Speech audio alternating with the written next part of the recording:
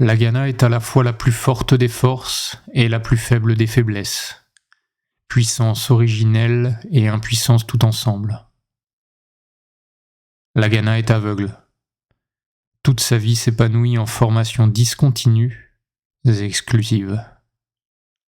Hermann von Kieserling, 7e méditation sud-américaine.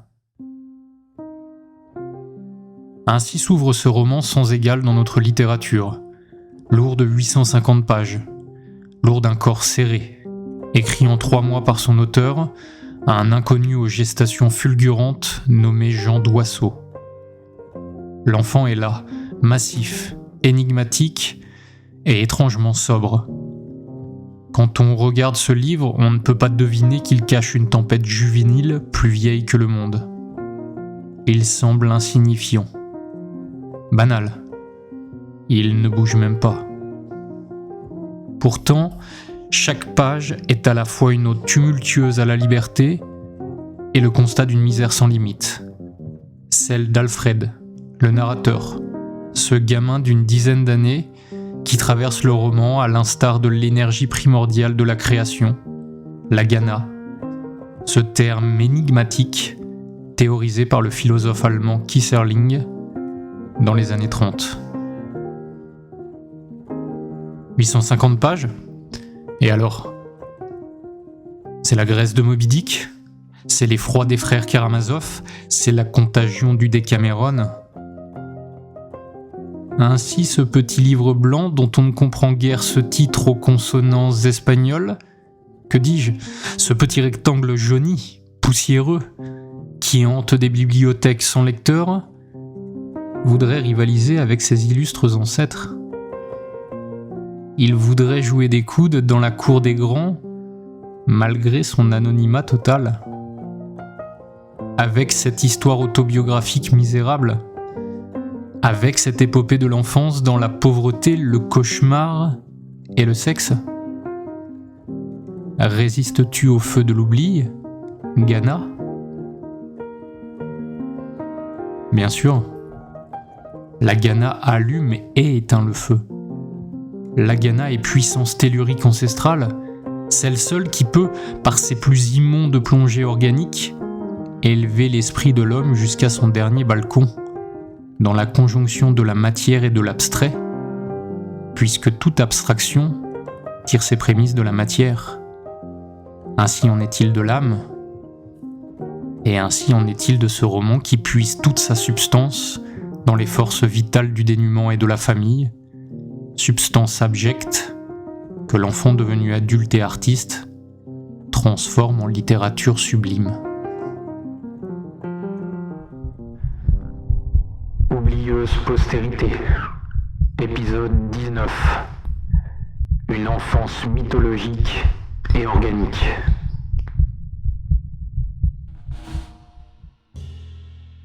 Rien n'est plus simple que résumer ce roman.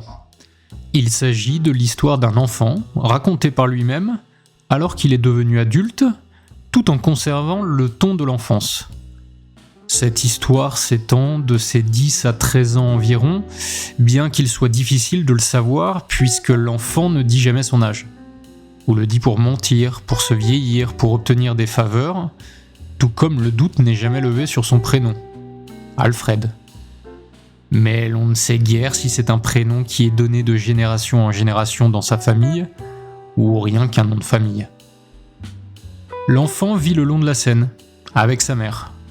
Une tuberculeuse qui joue avec son fils au chantage de l'amour. Avec son père. Un travailleur gentil, mais qui s'abîme dans l'alcool. Sa grand-mère, qui s'échinelle au lavoir et deviendra bientôt aveugle. Et enfin son oncle, le frère de son père. Un anarchiste trop sensible qui vit de fauche et de l'annonce prochaine de son suicide. La famille est gardienne du petit immeuble dans lequel elle loge. L'oncle est installé seul au grenier et les 4 autres à la cave. Entre eux, quelques locataires s'ébrouent, notamment la Pernie, amante de l'oncle et bientôt objet des désirs et de la répulsion du narrateur. Tout comme le narrateur le devient bien vite pour elle. Et la Sama, pour Samaritaine, à cause de l'enseigne, que tout le monde déteste. C'est dans cette fange à la fois aimante et hystérique, douce et précaire, que l'enfant va grandir, nous racontant ses états d'âme et ceux de ses proches, nous plongeant à chaque page un peu plus loin dans une abjection chaleureuse. Car tout le paradoxe de la Ghana, ce chef-d'œuvre pour lecteurs farouches, vient de là. Méconnaître le silence, méconnaître l'épargne, méconnaître la censure. L'enfant dit tout, de ses joies masturbatoires intensives à ses craintes filiales, de la haine initiale de sa grand-mère à l'amour des sans-abri d'une vague péniche, des rêves de grandeur de sa mère à ses fauches tuberculeuses dans les épiceries. C'est en faisant table rase des attentes, en passant à la javel la nappe jaunie et les espoirs lointains, en refusant toute verticalité à l'être, pour se concentrer sur une horizontalité sans bornes, en somme, en mettant tout sur le même plan, honte, sexe, amour, peur, cauchemar, famille, argent, maladie, que cette Ghana devient si puissante, ainsi que théorisée par Kisserling, si déstabilisante et in fine, si merveilleuse. Si l'on voulait tenter d'en déjouer les arcanes, alors il faudrait sans doute résumer le postulat banal et prolétarien de ce roman à deux aspects majeurs. D'un côté, la mythologie misérable de l'enfance, de l'autre côté, la mythologie organique de l'existence. Et il fallait certainement un très grand écrivain pour raconter la rencontre de l'enfant et de la matière bileuse de l'être. Jean Doisseau, alias Fred II, l'a fait, facilement et hypnotiquement dans ce monument inconnu publié en 1958 chez Julliard, dont voici une partie de la genèse éditoriale. Extrait de la lettre envoyée par Fred II à Maurice Nadeau, son futur éditeur, lui qui publiait en premier Sous le volcan de Malcolm Lowry, Ferdi Durk de Witold Gombrowicz ou Karl du Bergonnet. Monsieur, je m'adresse à vous pour vous demander s'il est possible de vous faire parvenir un manuscrit dactylographié que j'ai terminé en 57. Un de mes amis, ami de Henri Miller, m'a conseillé de vous transmettre ce texte. Accepteriez-vous de le lire ? Dans l'attente de votre réponse, je vous prie de croire, monsieur, à l'assurance de ma reconnaissance. Signé F2, 15 janvier 58. Extrait des mémoires de Maurice Nadeau. Le manuscrit me parvient aux lettres nouvelles dans un carton à margarine soigneusement scotché et ficelé. Énorme, si j'en juge par le poids. Le carton reste dans un coin. De temps en temps, je jette sur lui un œil. Je me fais des reproches. Durant 3 mois. Je me décide à ouvrir le carton. 1,5 millier de pages en effet. Voyons. J'en emporte une centaine à la maison. Ahuri. Bouleversé. Conquis. Le chef-d'œuvre, je le tiens. Je n'ai de cesse de tout lire. Je vais trouver Julliard, il faut que je publie cette Ghana. Une épopée du sordide, mais une épopée. Que faire de ce pavé ? Donnez-le-moi, me dit Julliard, je vais le lire. Je vous dirai mon sentiment. Le lendemain, Julliard monte l'escalier des lettres nouvelles. Très excité. J'ai passé ma nuit à le lire. D'accord avec vous. Très dur. Une œuvre, sans conteste. Évidemment, des pages. Nous mettrons l'ouvrage à un prix qui découragera les amateurs de gaudrioles. Quelques semaines plus tard, alors que Maurice Nadeau doit voir à Lyon Jean Réversy, le médecin désespéré, l'auteur de Place des Angoisses, il en profite pour faire un détour du côté de Belley, dans l'Ain, là où vivent ce fameux F2 et sa femme, une graveuse qui travaillera pour Belle-Mère, Cécile Reims.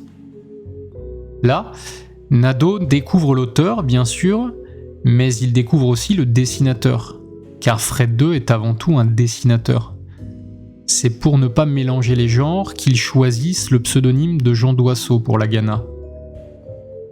De cette entrevue, Maurice Nadeau apprend que l'auteur aime Dostoïevski, Kafka et Artaud, mais qu'il déteste Céline. Il apprend par ailleurs que le couple est tuberculeux, d'où leur migration vers ces terres de province, non loin du sanatorium de Hauteville, que j'ai évoqué dans l'épisode précédent à propos de Marcel Sauvageot, qui le fréquenta 30 ans avant la parution de la Gana. On comprend dès lors les pages menaçantes du roman à propos de la maladie de la mère et celles à propos des précures au préventorium qui jalonneront son enfance. On comprend aussi peut-être mieux le sens de l'anecdote que rapporte Nadeau. Fred II dit, tout à fait sérieusement, qu'une bête à l'intérieur s'est logée dans son ventre, qu'elle lui ronge les tripes. Par un rituel compliqué, il cherche à s'en débarrasser, sans succès. Il paraît à ce point possédé par son fantasme que je m'en émeus. Nadeau cherchera à lui faire rencontrer un médecin qui avait notamment pu aider Henri Michaud, mais II se dérobe, refuse. Une de ses obsessions tient à l'organique, reprend Nadeau. Aujourd'hui, mon aveuglement m'étonne. Ce que Freddy voulait, ce n'était pas se débarrasser d'un fantasme qui lui rendait souvent la vie impossible. C'était au contraire vivre en bonne intelligence avec ce fantasme. Le tenir à la pointe de son crayon, l'exorciser par le dessin ou l'écriture. Je risquais de tarir l'une des sources de son génie créateur. J'entreprenais de l'émasculer. Cette obsession de l'organique, si elle est prégnante dans la Gana, l'est encore plus dans ses dessins. L'art graphique permet de mieux circonscrire encore que le mot, le visage du maître qui le soumet. Bien entendu, ce pharisien n'a pas de visage, ou les a tous à la fois. Voilà pourquoi il continue de dessiner, d'écrire, ou même d'enregistrer. L'œuvre vocale, d'ailleurs accessible librement sur Internet, de Fred II, étant une part non négligeable de son œuvre. Gardons pour l'heure en tête que l'auteur est une sorte d'esclave organique, esclave des odeurs, des piorés, des flux et des reflux. Gardons en tête aussi qu'il ne fut pas le seul, en 1958, à écrire à propos du démon de la matière organique. Dans sa lecture la plus immédiate, la Gana est avant tout une épopée de l'enfance dans les vénelles sordides de la pauvreté, quelques années avant le début de la Seconde Guerre mondiale. S'il est pollué par toutes sortes de maladies héréditaires ou sociales, le narrateur n'est en revanche jamais infecté par la pire tare qui soit. Le dogmatisme de l'écrivain, ou plus symboliquement, le poids blafard des années, virus littéraire qui détruit bien des livres.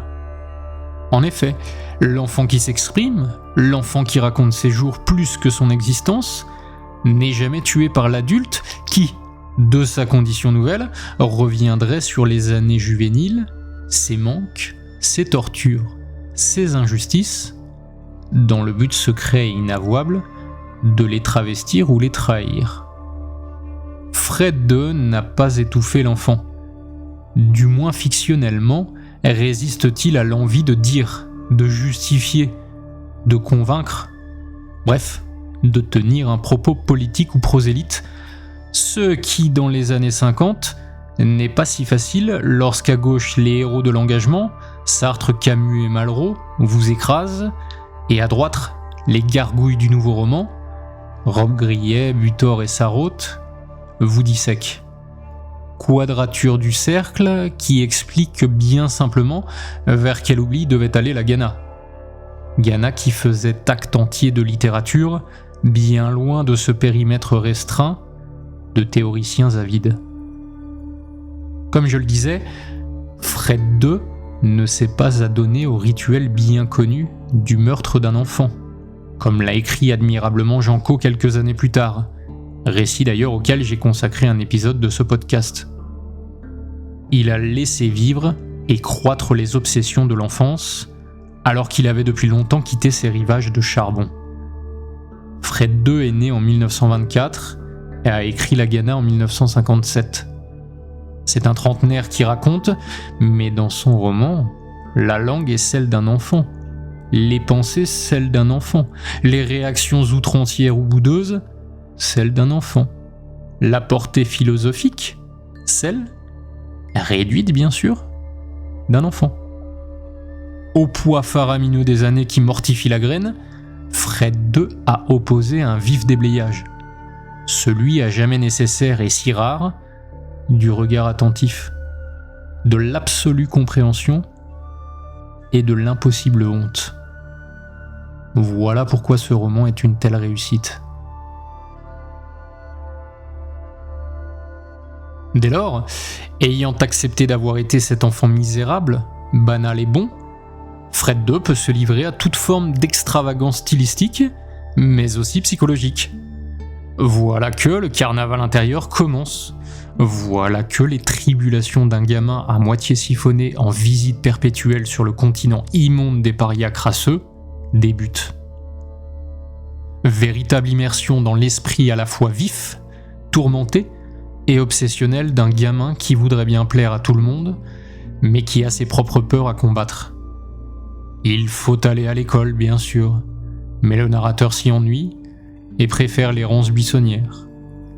Il faut peu à peu s'intéresser à ce corps qui est le sien et à celui des autres, et comprendre le fonctionnement de toutes ces sécrétions qui durcissent dans le nez, dans l'oreille, ou au contraire, qui s'échappent, liquides, foncées et nauséabondes, de la bouche de sa mère, lorsqu'une toux infernale s'empare de cette pauvre phtisique. Il faut renifler les odeurs, les siennes, celles des autres, celles des adultes et des enfants, les bonnes et les mauvaises, les trier, les classer, les noter, se pâmer devant le déferlement de pisse et de crottin qu'un cheval libère devant lui, s'imaginer boire ces verres de sang que le médecin prescrit à sa mère pour soigner sa tuberculose et que le narrateur va chercher avec son père et son oncle directement à l'abattoir, là où les gars en picolent à leur pause. Ausculter les dents de toutes les personnes qu'il croise, inventer des subterfuges pour obliger les 10 promeneurs à se rapprocher de lui, pour qu'ils puissent sentir l'immondice de leur haleine jusqu'à en tourner de l'œil. Comprendre pourquoi la grand-mère pisse debout, pourquoi elle n'a pas de culotte, ou si elle en a une, pourquoi elle l'a fendue.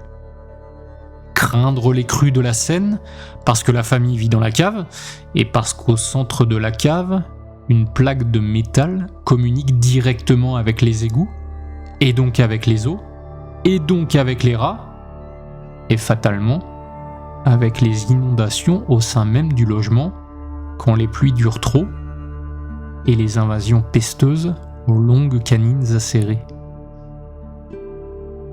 De cette Ghana, il faut s'imaginer un tableau bien piteux, bien crasseux, où les poux mènent des attaques en bande organisée, où la grand-mère, la deuxième, celle qui ne vit pas avec eux, la mère du père et de l'oncle, se livre à la prostitution avec les plus destitués des destitués, les cloches, comme on les nomme dans la famille. Cloches dont bientôt le père se sent de plus en plus proche, lui qui travaille pour un rien. Cloche dont l'enfant aussi croit découvrir une nouvelle famille, lorsque, dans une sorte d'hystérie collective aux proportions proprement mythologiques, tous se mettent à chanter à tue-tête, jusqu'à en avoir la gorge en feu, puis s'effondre de rire avant de conclure, par la voix de l'un d'eux. « On est con, lança l'ingénieur, mais ça soulage de crier un peu. On devrait le faire plus souvent. C'est ce môme qui m'a entraîné. » Et ainsi va de scène en scène la Ghana, avec ses escalades follement titanesques et ses conclusions minuscules et pleines de bon sens. Dans l'indigence la plus totale, reste encore la force du rire et la puissance, bien plus tard, du souvenir.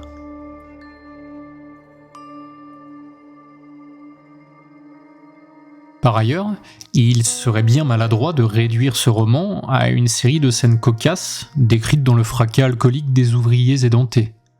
Certes, les scènes mémorables sont légion, ainsi que celles que je viens d'évoquer, ainsi que celle hilarante du gamin se faisant débaptiser par son père, conduisant la grand-mère au bord de la syncope, ainsi que celle des toux simulés à en arracher le gosier chez l'épicier pour le voler, etc.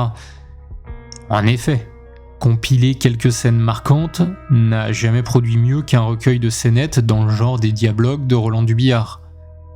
Or nous tenons là un roman homérique et enfantin à la fois. L'art du romancier est bien présent, mais il est subtil, si bien que la Ghana est aux antipodes du roman pour romancier.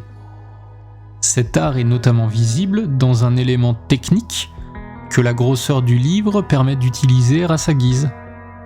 Et c'est la durée des scènes. Ainsi, les plus marquantes sont bien souvent étalées sur des dizaines de pages et semblent ne jamais devoir cesser, comme si le narrateur avait soudain décidé de ne plus quitter son enfance.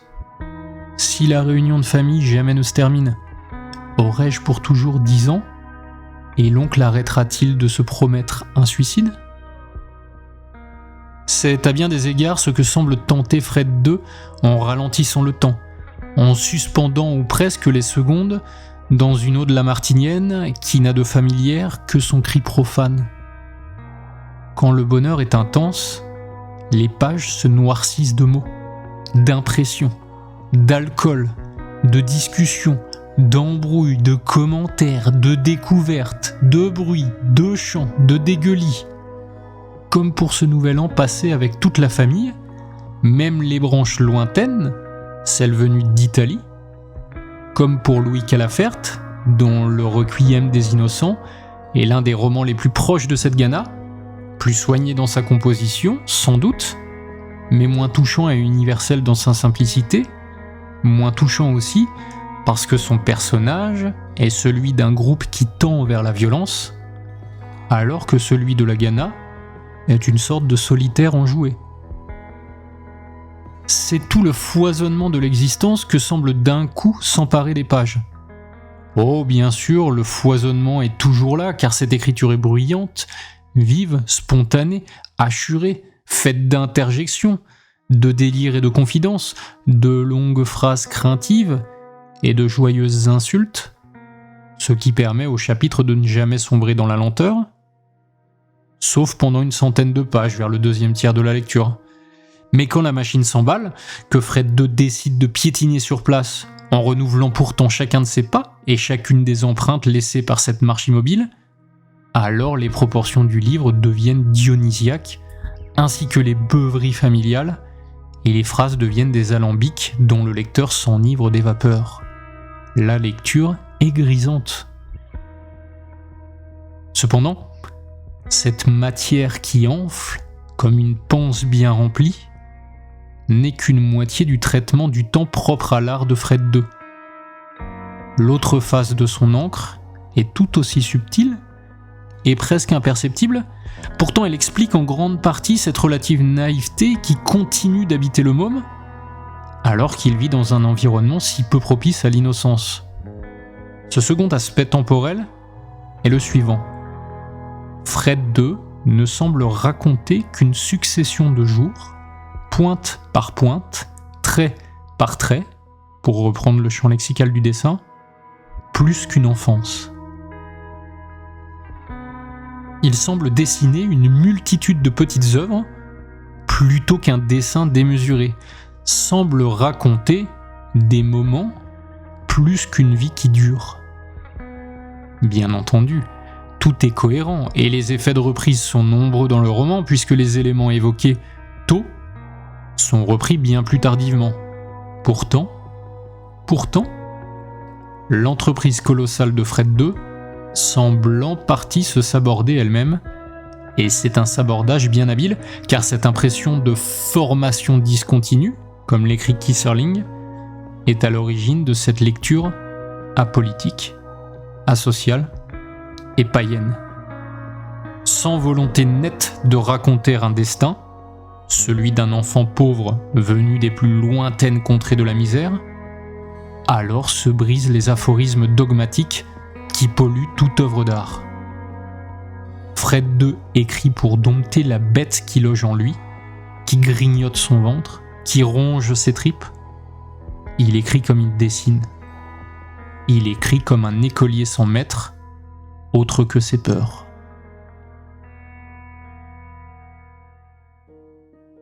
Dès lors, l'expansion dans le bonheur ne saurait connaître sa némésis.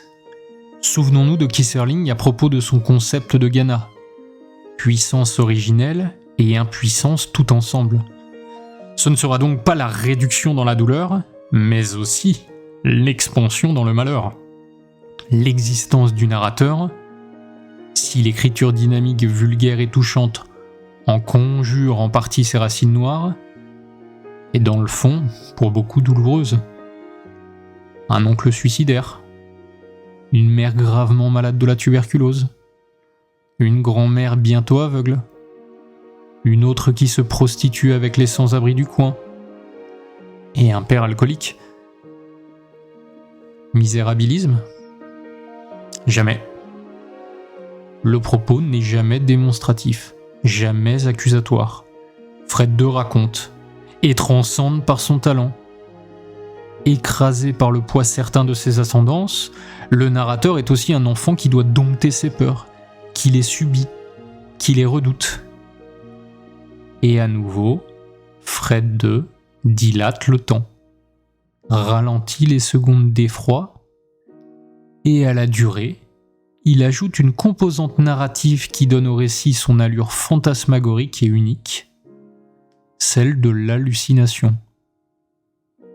En effet, l'enfant n'évoque jamais frontalement ses angoisses, comme s'il était trop pudique ou trop fanfaron.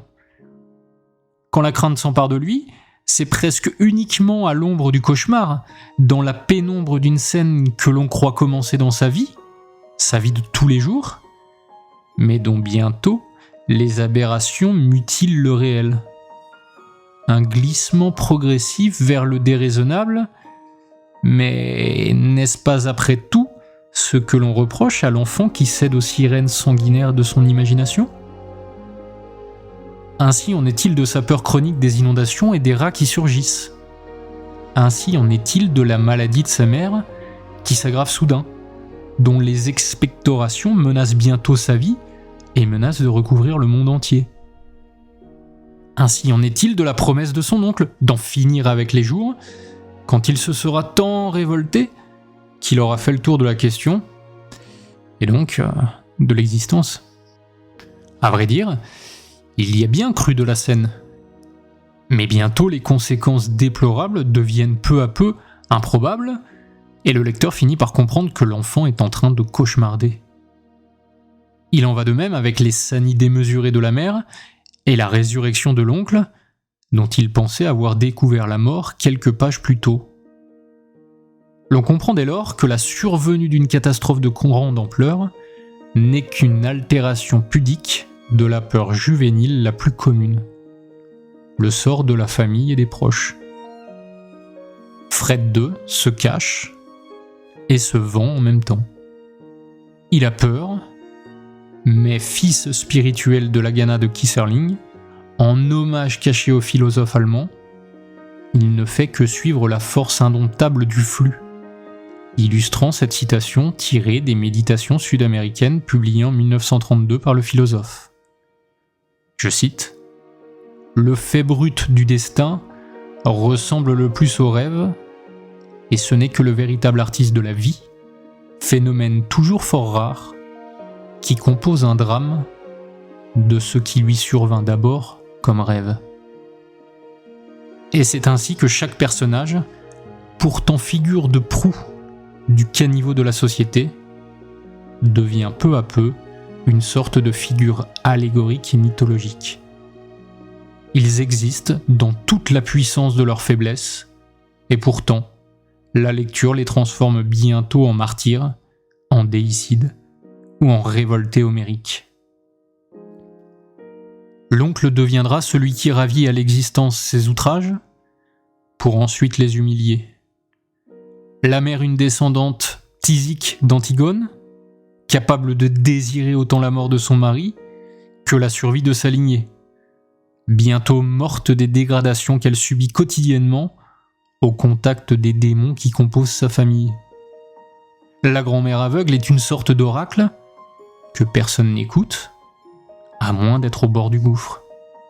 Le père enfin, dionysiaque dans toute sa splendeur, est la bête blessée que les colères pourtant jamais n'aveugleront au point d'abandonner sa famille, qui se rêve lisse et n'est qu'un lasse. Quant à l'enfant, il n'est qu'une actualisation malpropre du mythe du bon sauvage, qui devrait vivre dans le paradis de l'enfance, indigène dénudé dans les régions ensoleillées de l'insouciance, que peu à peu les ombres grandissantes de la responsabilité tentent de mutiler. Par bonheur pour nous, sans que l'enfant n'y attache plus que quelques secondes d'attention, car dans ce livre, si tout est dramatique, rien n'est grave.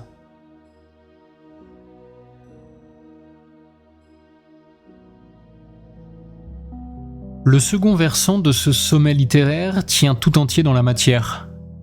C'est d'ailleurs ce que Maurice Nadeau met principalement en exergue dans sa préface qu'il faut lire après la lecture du roman, parce qu'il défriche un peu trop malheureusement. Roman organique, roman de l'odeur, roman du suc, roman des fluides corporels. Toutes les dénominations pourraient y passer, tant le narrateur est obsédé par ce qui a trait au corps. Après tout, il a l'âge. Comme nous le disions, une douzaine d'années environ. Alors le gamin s'acharne à raconter ses découvertes qui ne sont pour lui ni des vices, ni des trophées. Jean Doisseau, écrit Maurice Nadeau, a découvert une planète que nous pensions connaître. Le monde du sexe et de l'organique. Où le monde réduit à ses soubassements sexuels et organiques, alors que nous en ignorions la minutieuse topographie. Pour dresser celle-ci, il fallait sans doute un géographe, il fallait surtout un poète pour conduire le géographe. L'auteur s'est laissé mener par l'enfant qu'il a sans doute été, et c'est pourquoi la Ghana baigne tout entière dans cette poésie cruelle et violente qui est celle de l'enfance aux prises avec des mystères trop grands pour elle. Cette poésie transforme le sordide en objet d'art. Et c'est effectivement la méthode romanesque que l'on découvre, si tant est que nous puissions évoquer une méthode. L'enfant n'étant pas encore assez mature pour comprendre les véritables enjeux de l'alcoolisme qui détruit son foyer. Les pulsions suicidaires de son oncle qui rongent son père et l'entraînent plus profondément encore dans les bains d'alcool. De la défiance de sa mère qui voudrait jeter l'oncle par la fenêtre pour essayer de sauver sa famille et donner un meilleur exemple à son fils. L'enfant n'étant pas encore assez mature pour comprendre le simulacre des intentions manquées des adultes, il demeure coincé dans l'exploration sensorielle du monde plus que dans son défrichement intellectuel. La pensée est encore embryonnaire chez ce fils de famille désargenté, et la mère tentera bien de l'introduire auprès de la bonne société pour le développer, étant elle-même un temps bonne dans une famille aisée, mais le petit s'en exclura tout seul, automatiquement, car l'ivraie ne saurait se confondre avec la bonne graine, comme le fait d'ailleurs le protagoniste de Julien Blanc, dans Confusion des peines, en 1943, autre grand roman oublié de l'enfance misérable. Aussi faut-il avancer à tâtons sur ce vaste continent de l'existence, n'ayant pour repère, pour guider pour lanterne, que les jus de la chair, les rots de la pensée et les gaz de la logique. Cette carte sensorielle bientôt remplace le planisphère usuel, et il faut apprendre à reconnaître les parfums frelatés des œuvres d'art. Le bon sang du mauvais sang, la toux bénigne de celle monumentale qui arrachera le poumon puis la vie. cartographe de la bile et ainsi cartographe des humanités qui luttent, mais ne parviennent qu'à se déliter. Soi-même cobaye des expériences humiliantes de l'amour, entre garçons au préventorium, avec une adulte grossière et pourtant aimante, la pernie, avec une autre mioche dont on cherche à comprendre ce que sont les règles qui la frappent.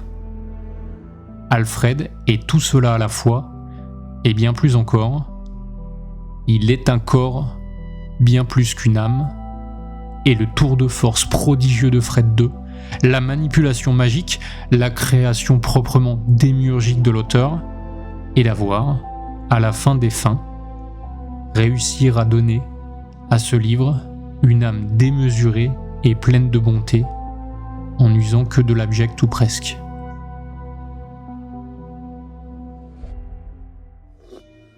Chez l'homme, le pressentiment de l'esprit figure le germe organique de son essence véritable. Ce pressentiment, purement prophétique au début, devient de plus en plus réalité, si le sujet est de force à conquérir son destin. Sur le plan psychique d'abord, ensuite de plus en plus, et d'étape en étape, sur tous les plans vitaux et matériels. Hermann von Kieserling, Méditation sud-américaine. La Ghana n'est pas le seul ouvrage à avoir paru en 1958 dont la composante essentielle est l'organique.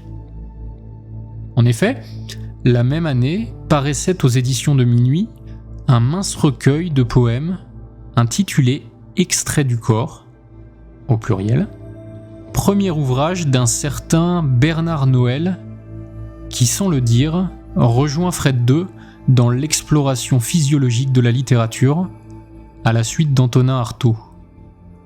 Dans ses poèmes, Bernard Noël s'évertue à descendre en lui, au plus profond de son corps, déchirant la matière et ravinant les veines, pour y puiser une vérité qui n'existe peut-être pas, celle du fonctionnement organique de l'être et de l'écriture.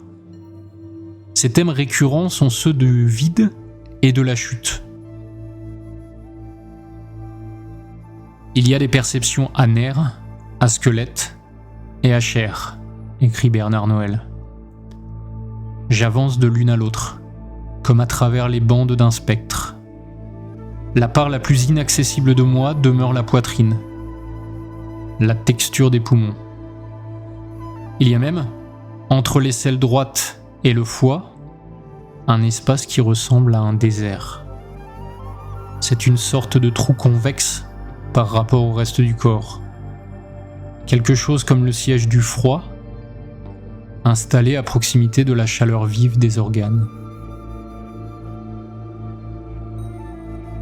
Dans ce désert que le poète évoque, nous savons bien qui y a élu domicile.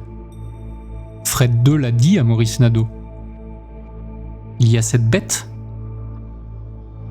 qui lui ronge les tripes, cette bête qu'il faut contenir, cette bête, si elle a, comme je le disais plus tôt, le visage des obsessions, n'est finalement qu'une chose, encore et toujours la même chose.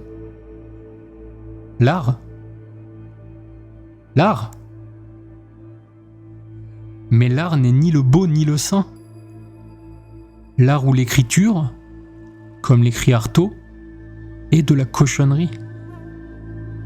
Les forces vives de la création ne dorment pas du soleil du juste dans l'âme pure de l'homme. Elles s'ébranlent dans une petite remise craquante, froide et chaude, puante et séduisante, à l'abri du foie, des poumons, de la rate, là où toute chose est transformée, là où toutes les nourritures nobles, quelles qu'elles fussent, sont mâchées, digérées, défigurées, décharnées, estropiées, dénaturées, détruites, anéanties, pour perpétuer le rôle primaire de l'organe, à savoir perdurer, envers et contre tout, perdurer parmi les immondices ou les bonheurs, perdurer parmi les fantasmes de la jeunesse et les désillusions de l'adulte, perdurer enfin jusqu'à l'étouffement, ou presque, comme l'enfant narrateur de la Ghana.